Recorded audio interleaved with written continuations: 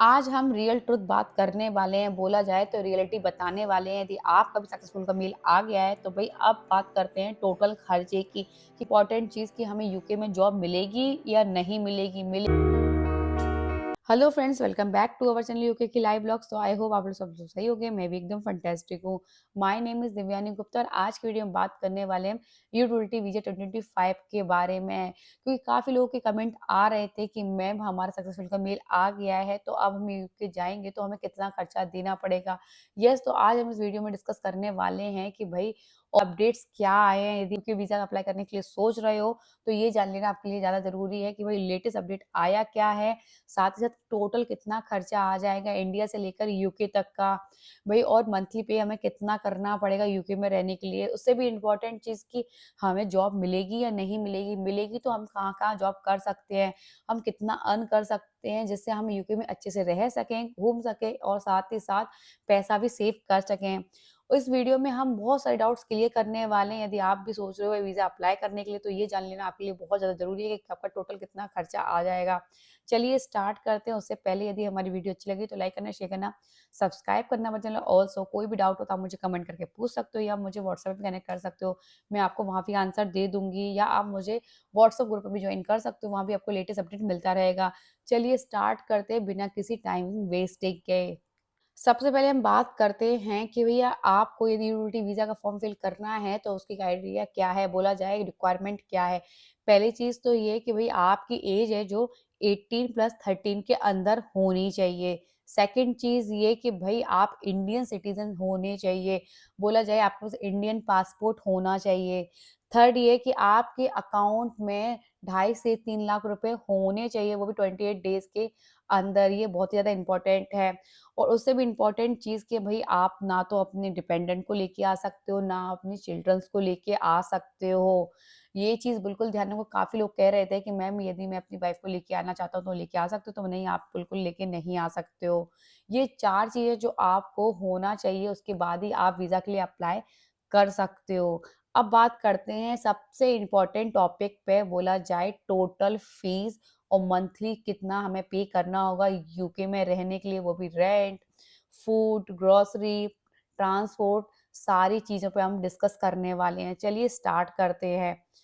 सबसे पहले चीज़ ये कि भई एप्लीकेशन फॉर्म टोटली फ्री था। यस, ये लॉटरी बेस्ड सिस्टम था कि भई लॉटरी आपकी निकल जाएगी, बट उसके बाद सक्सेसफुल मेल आने के बाद आपको बहुत सारी चीज़ें का पे करना होगा। बोला जाए फीस पे करनी होगी।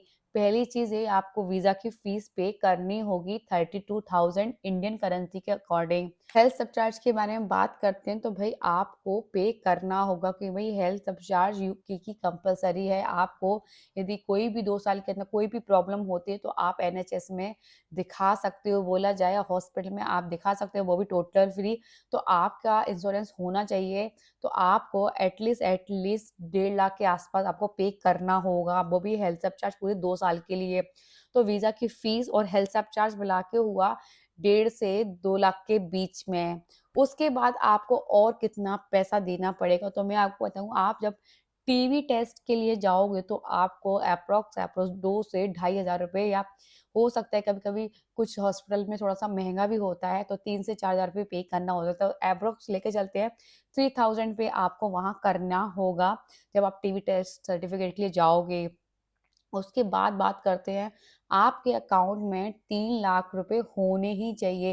हालाँकि ये खर्च आपको किसी को देना नहीं है, बट ये भी इंक्लूड इसलिए कर रही हूँ कि भई आपको सेव करके रखना है, बट ये आपके अकाउंट में होना चाहिए। जब आप वीज़ा के लिए अप्लाई करो तो इतना आपके पास खर्चा होना चाहिए। 3 लाख रुपए हालाँकि सेव है, बट आपको पता होना चाहिए।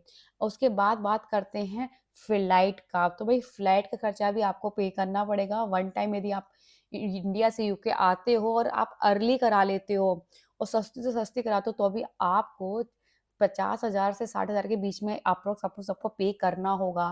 तो भई आपको वीज़ा की फीस भी देनी है, टीबी टेस्ट सर्टिफिकेट जब आप अपॉइंटमेंट के वहाँ जाओगे टेस्ट के लिए तो उसका भी ढाई 3,000 रुपए आपको पे करना होगा।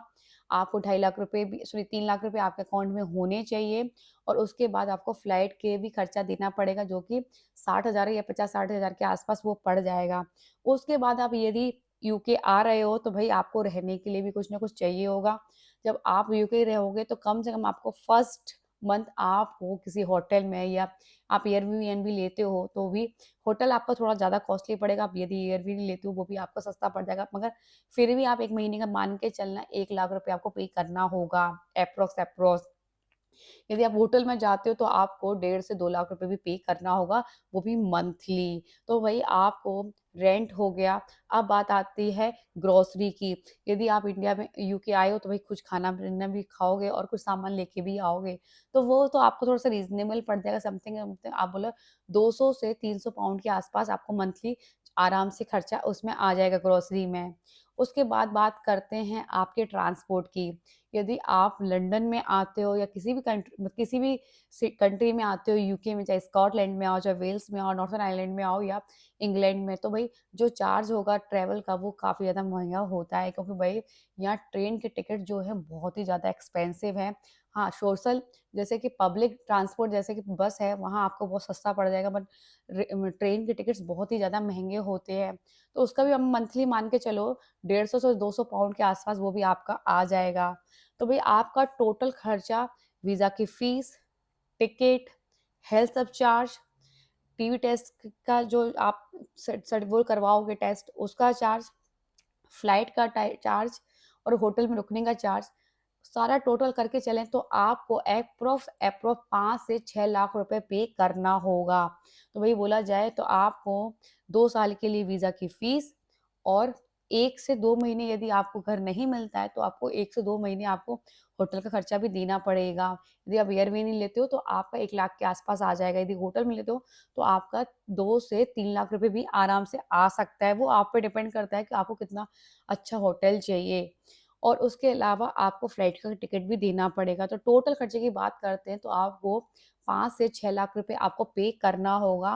प्लस उसमें आपको 3 लाख रुपए आपके अकाउंट में भी होना चाहिए। तो बोला जाए कि भई वो टोटल खर्चे की बात की जाए तो आपको 7 से 8 लाख रुपए आपको खर्च करने होंगे। हालाँकि 3 लाख रुपए आपके सेव हो जाएँगे, बट फिर भी आपको चाहिए होंगे 7 से 8 लाख रुपए टोटल खर्चा।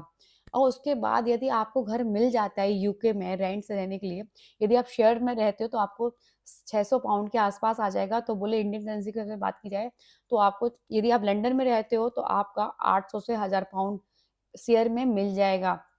बट आपको लंदन में नहीं मिलेगा। यदि आप लंदन में देखोगे तो आपका 1000 से 1200 के पाउंड में आराम से पड़ेगा। यदि आप लंदन के नियर बाय देखोगे तो आपका आराम से 800 या कभी-कभार आपको 600-700 में भी मिल जाएगा। तो लंदन क्योंकि बहुत ज़्यादा एक्सपेंसिव है तो लंदन में थोड़ा तो महँगा रहेगा ही रहेगा। जो आपको मंथली पे करना होगा, उसमें आपको खाने का भी देखना पड़ेगा, तो खाना भी आपका 200 से 300 पाउंड में आराम से मंथली आ जाएगा। तो टोटल खर्चा आपका खाने का, रहने का और ट्रांसपोर्ट को भी लेके चलते हैं 150-200 पाउंड के आस-पास, तो टोटल खर्चा आपका मंथली, यदि आप लंदन में रहोगे तो आपका 1.5 लाख के आस-पास आ जाएगा। यदि लंदन के नियर बाय सिटी में रहोगे तो आपका 1 सवा लाख के आस-पास टोटली खर्चा आ जाएगा। अब बात करते हैं कि भई आपने 2 महीने के लिए होटल भी ले लिया, मंथली भी जान लिए कि कितनी कॉस्ट आ जाएगी आपकी यूके में रहने के लिए। तो अब बात करते हैं सबसे ज़्यादा इम्पोर्टेंट चीज़ कि भई जॉब मिलेगी या नहीं मिलेगी? क्योंकि इतना खर्चा करने पे कइयों बार लोग बस सोचते हैं कि भई हम इसमें सेव क्या करेंगे? तो मैं आपको बताऊँ, आप वो जॉब भी यहाँ कर सकते हो। यदि आप लंदन में रहोगे तो आपको जॉब करने की अपॉर्च्युनिटी ज़्यादा मिलेगी, क्योंकि भई वहाँ बहुत ज़्यादा क्राउड है, लोकल शॉप्स हैं। यदि आप पार्ट टाइम जॉब करना चाहते हो, फुल टाइम काम करना चाहते हो या आप किसी आईटी कंपनी में काम करना चाहते हो, फ्रीलांसर काम करना चाहते हो, हेल्थ केयर में काम करना चाहते हो, तो वहाँ अपॉर्च्युनिटी बहुत ज़्यादा मिल जाएँगी। बट इतना ज़्यादा क्राउड रहता है वहाँ, इतनी ज़्यादा बिज़ी लाइफ़ रहती है, तो आपको पता नहीं चलेगा, आपको लगेगा इंडिया जैसे ही है कि भई इतना क्राउड है, इतनी बा मतलब बहुत पीसफुल ऐसे फ़ील नहीं आएगी। और रेंट भी बहुत देना पड़ेगा, ग्रोसरी का सामान भी थोड़ा महँगा आएगा। बट आप नियर बाय लेते हो सिटी में तो आपको अपॉर्च्युनिटी थोड़ी-सी कम मिलेगी, बट अपॉर्च्युनिटी काफ़ी मिलेंगी। जिसमें हेल्थ केयर में भी काम कर सकते हो, आईटी में भी कर सकते हो। किसी पोस्ट ऑफिस में कर सकते हो, वेयर हाउस में कर सकते हो, कैफ़े में करते हो, रेस्टोरेंट में कर सकते हो। अपॉर्च्युनिटी आपको तो मिल जाएँगी। हाँ, लंदन में ज़्यादा मिल जाती हैं, आपको ईज़ी तरीके से जॉब मिल जाती है और छोटी सिटी में थोड़ी देर में मिलती है, हाँ, बट मिल जाती है। थोड़ा रेंट भी कम आता है, खाने-पीने का भी जो भी कॉस्ट आती है वो भी कम आती है, ट्रांसपोर्ट का भी कम आता है, तो भई और साथ ही साथ पीसफुल लाइफ़ भी होती है। तो भई आपको उसके साथ-साथ लंदन में और सिटी में थोड़ा डिफ़रेंस आएगा, बट वो आपके डिसीज़न होता है कि आप कहाँ रहना चाहते हो। लंदन में रहोगे तो आपको पर मंथ 1.5 लाख रुपए खर्च करना होगा और जॉब अपॉर्च्युनिटी भी ज़्यादा मिलेंगी। वही पार्ट टाइम भी जॉब मिल सकती है और आपको फुल टाइम जॉब भी मिल सकती है यदि आपको आईटी और वर्क हेल्थ केयर में काम नहीं करना है तो। और आपको जॉब भी मिलेगी बट थोड़ी बेसिकली लंदन अपेक्षा थोड़ी कम मिलेगी बट मिल जाएगी आपको और यहाँ आपको शांति भी मिलेगी। और अब बात करते हैं कि जॉब मिलेगी कैसे? तो भई आपको सबसे पहले तो अपना सीवी अपडेट करना है, वो भी यूके स्टाइल में। और यूके की बहुत ट्रस्टेबल ऐसी कंपनीज़ हैं, बोला जाए बहुत सारी ट्रस्टेबल ऐसी वेबसाइट हैं, वहाँ जाकर आप लॉगिन कर सकते हो और अपना सीवी अपलोड भी कर सकते हो। और यूके में आने के बाद यदि आपको नहीं मिलती है वहाँ भी जॉब, तो यूके में आने के बाद आपको यदि पार्ट टाइम करना है, तो आप यहाँ लोकल शॉप पे जाकर अपना रिज़्यूम भी दे सकते हो और या लिंक्डइन पे आप अपना कनेक्शन ज़्यादा से ज़्यादा बना सको, तो हो सकता है कि वहाँ भी आपको जॉब अपॉर्च्युनिटी मिल जाए। तो जॉब करने के तरीके तो बहुत सारे हैं, जैसा भी आपको लेना है, आईटी में लेना है, आपको आईटी में मिल जाएगी, हेल्थ केयर में लेना है, वहाँ मिल सकती है। आपको full time, part time, freelancing work किसी भी सेक्टर में आप यूटिलिटी वीज़ा के थ्रू यदि है आपके पास वीज़ा, तो आप किसी भी सेक्टर में जॉब कर सकते हो। अब बात करते हैं सबसे इम्पोर्टेंट चीज़ के बारे में कि भई इसकी प्रोसेस क्या है?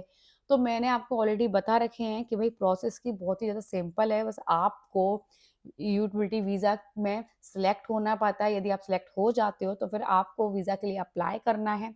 अप्लाई करने के बाद आपको वीज़ा की फ़ीस देनी है, हेल्थ सब चार्ज पे करना है, उसके बाद आपको बायोमेट्रिकली अपॉइंटमेंट बुक करना है। बुक करने के बाद आपको सारे डॉक्यूमेंट्स वहाँ चेक कराने हैं, अपने फिंगरप्रिंट्स देने हैं और साथ-साथ अपना फ़ोटो भी देना है। उसके बाद आपको वेट करना है 3 से 4 हफ़्ते तक का।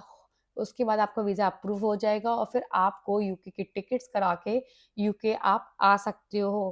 प्रोसेस तो बहुत ही ज़्यादा सिंपल है बट इसमें बहुत सारी चीज़ें प्रॉब्लम आती है लोगों को जैसे कि डॉक्यूमेंट्स में आती है, डिग्री है, काफ़ी लोग कह रहे थे कि इसमें मैम डिग्री नहीं पूछते हैं क्या? हमारे पास डिग्री नहीं है, 12th है, कोई कहता है हमारी परसुइंग है, तो क्या हम आ सकते हैं या नहीं आ सकते? मैं आपको बताऊँ भई डिग्री बहुत ज़्यादा इम्पोर्टेंट है, विदाउट डिग्री आप यूके में नहीं आ सकते हो। बोले वो भी यूटिलिटी वीज़ा में आपको डिग्री होना बहुत ज़्यादा नेसेसरी है, यदि आपके पास डिग्री है तो ही आप ये वीज़ा के लिए अप्लाई कर सकते हो। ये अप्लाई तो कर दोगे, वीज़ा की फ़ीस भी पे कर दोगे, बट जब आप बायोमेट्रिक के लिए जाओगे, जब उनने आप ऑफ़िसरों ने आपसे डिग्री माँग ली, तो हो सकता है कि आपका वीज़ा रिजेक्ट हो जाए और आपकी जो फ़ीस पे की थी आपने 1.5 से 2 लाख रुपए ऐसे वीज़ा की फ़ीस और हेल्थ सब चार्ज, वो भी आपकी वेस्ट हो जाए क्योंकि वो रिफंडेबल होती है। इसलिए मैं ये कहूँगी सारे डॉक्यूमेंट्स आपके रेडी हो, उसके बाद ही आप वीज़ा के लिए अप्लाई करना, उससे पहले मत करना। अब बात करते हैं और भी उससे ज़्यादा इम्पोर्टेंट चीज़ की कि भई जिस किसी का रिज़ल्ट अभी तक नहीं आया है, तो वो थोड़ा पेशेंस रखें। 1 वीक एटलीस्ट बोला जाए 1 वीक तक आप पेशेंस रखिए, आपके पास डेफ़िनिटली रिज़ल्ट आ जाएगा क्योंकि 4 अगस्त को भी रिज़ल्ट आया, 5 को भी आया, 6 को भी आया।